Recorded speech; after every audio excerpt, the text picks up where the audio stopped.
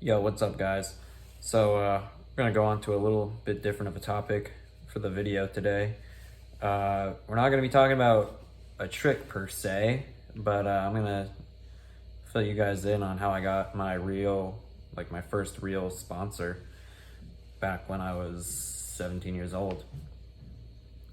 Yeah, pretty interesting story.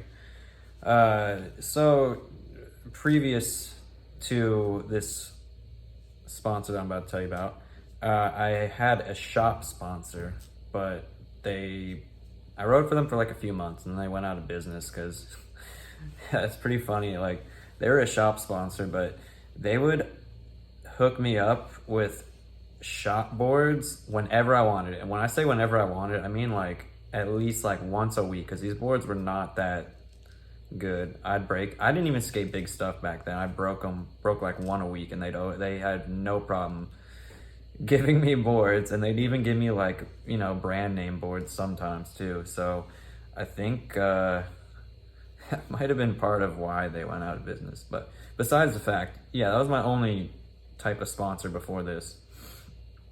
Yeah, so it was my senior year of high school, and this was a couple months before I was about to graduate, and I knew I was going to college and all this stuff, and I wouldn't have as much time to skate, or I thought I wouldn't anyway. So a lot of stuff was going through my head. I was like, man, like, if I'm not like, in my head, being sponsored was like so far away from anything that I was thinking at this point. So I was just like, man, am I still even going to skate when I'm in college? Like, am I going to even have time? Like, because in my head, it was like, I don't even know. This is so bizarre to think, but like, I was like, man, if I'm not like pro by the time I'm out of college, like, I think skating is going to be over for me, which is so crazy because, I'm like 31 now, I still skate all the time, every day basically, and turned pro a year ago, 30 years old. So just goes to show, like, there's no age limit.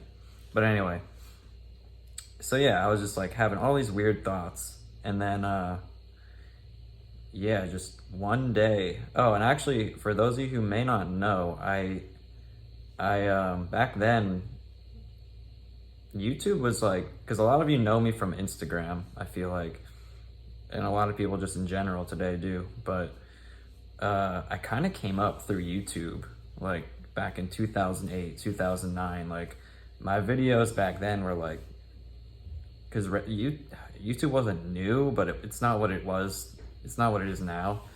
So it was a lot easier to like have your videos kind of like blow up in the algorithm, especially for skateboarding. So it's kind of what happened for me. Like, seriously, my videos were zero production level, kind of like this, but even shorter. YouTube was like my Instagram. If you follow me on there, like, basically, I don't make edits. I don't do anything like that. I just post raw skate clips, like a couple seconds long.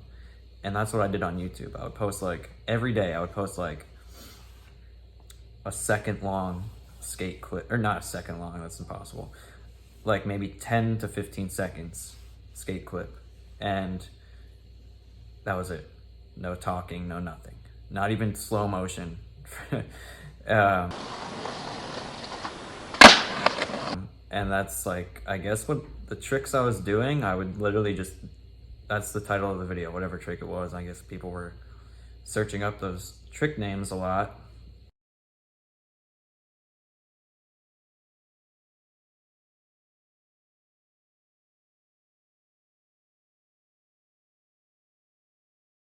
So that's kind of how I got in the algorithm. Anyway, and the only reason I did that is because I would tell my friends at school and stuff like what tricks I was learning, and they wouldn't believe me. And I'm like, all right, well, I'll show you guys. Go on my YouTube.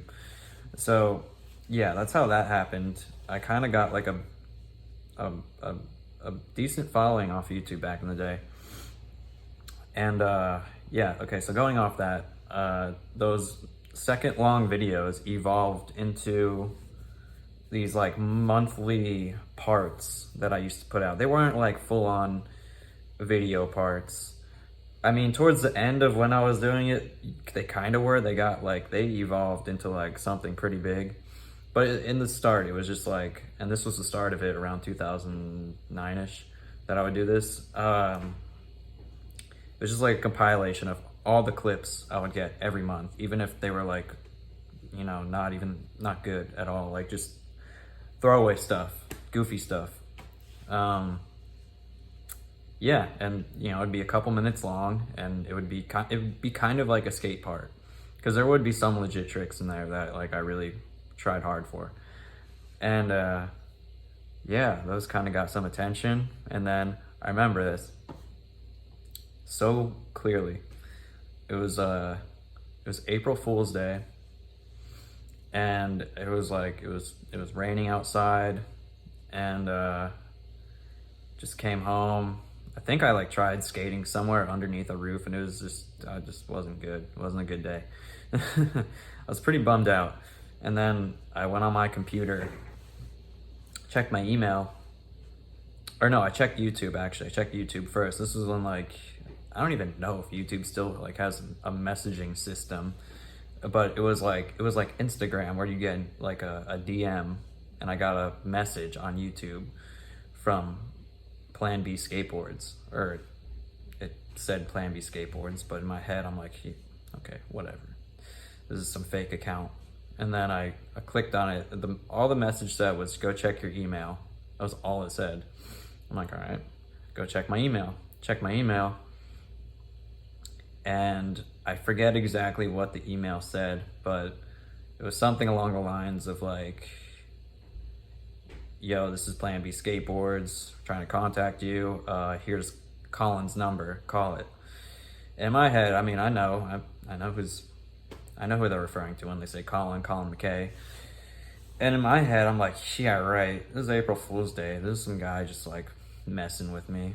But who knows? I'll call the number anyway. And sure enough, it was Colin McKay when I called him.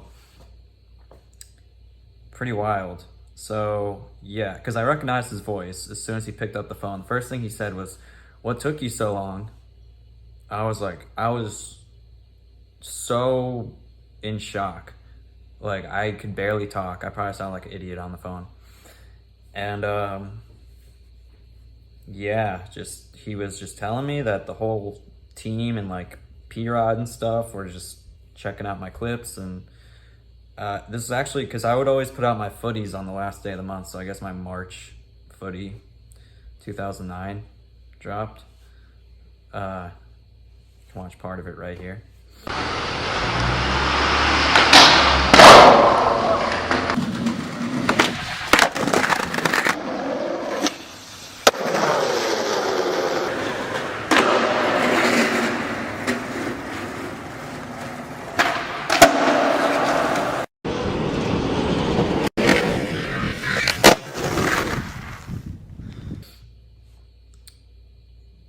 And yeah, they're just saying they were like stoked on my clips and wanted to help me out with some product. And I was in disbelief. I remember I was so happy that I cried. And that's never happened to me for anything else in my life. So I think that was like single-handedly the happiest moment of my life. Because I was like, I mean, of course, yeah, getting hooked up and sponsored for your first time is awesome. But it was more so a thing of like I was just about to go to college, and I'm like, man, can I do anything with skating? Like, I don't know, like, I don't even know, like, if I'm gonna go anywhere with this. And that was just like a sign, like, to keep going, to keep skating. So that more than anything was like why I was like so happy. I'm like, okay, you know, this means something. And then and then the best part was, while I was on the phone, Colin McKay was like, hey, did you watch the video? And I'm like, oh, what video? And they're like, click the video attached in the email. And it was a video of P-Rod. And I'll just play the video right now. All right. Jeff 1, we need to speak to you, man. We've been watching your videos. Sick stuff. It's us trying to contact you in case you think it's an April Fool's. No joke. Holler at us. No joke. So yeah, obviously, P-Rod, legend. It was unbelievable that he was like saying those things about me, and it's just this whole situation just didn't feel real. It felt like a dream. It seriously felt like a dream. Like I remember, I just ran into my kitchen, like yelling to my mom, like, "Mom, I'm sponsored. You'll never have to buy me skateboards again." And of course, she's more than happy. She was probably happier than I was. She was the one spending all the money on the skateboards. But I don't think she realized what that meant at the time either. But yeah, it was awesome. Seriously, nothing but love for those guys for like, giving me my first bit of industry recognition. And yeah, they hooked me up for like a year and a half or so. Obviously good things always have to come to an end.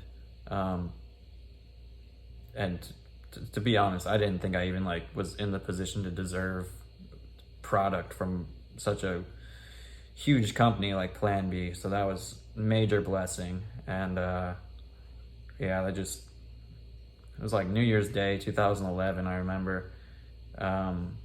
Just told me like they had budget cuts or something. I don't know if that's the actual truth, but yeah, unfortunately stopped hooking me up. But it was definitely a great first taste of sponsorship. And also within that time that I was getting hooked up by Plan B, I hit up P-Rod about getting a shoe sponsor, and he hooked me up with Nike for like, and that actually lasted longer than Plan B, because I went to school in Tampa, Florida, and it was a rep down there who was hooking me up with Nikes. So that wasn't really like, and of course, Nike has a giant budget, like they're not gonna pull that on me. But yeah, the Nike thing lasted for about a little over 2 years, and then that rep moved, and then that stopped. But that was awesome too, getting free Nikes was super sick. Anyway, guys, just sharing the story because a lot of kids will ask me, how do you get sponsored? And I really tell them, like, don't try, because I didn't try. Like, it's kind of cliche to say that, but it's the truth. Like, I was just doing my thing. I was just posting my clips on YouTube. And, if you're doing something unique and you stand out enough, and, for good reason, someone will reach out. People will see you, like guaranteed. If you're doing something, people are gonna know. And yeah, so I never sent a sponsor me tape to them, or yeah. Honestly, to think about it, most of the sponsors I've gotten over the years, I never really sent sponsor tapes to. They just kind of like reached out to me in a way.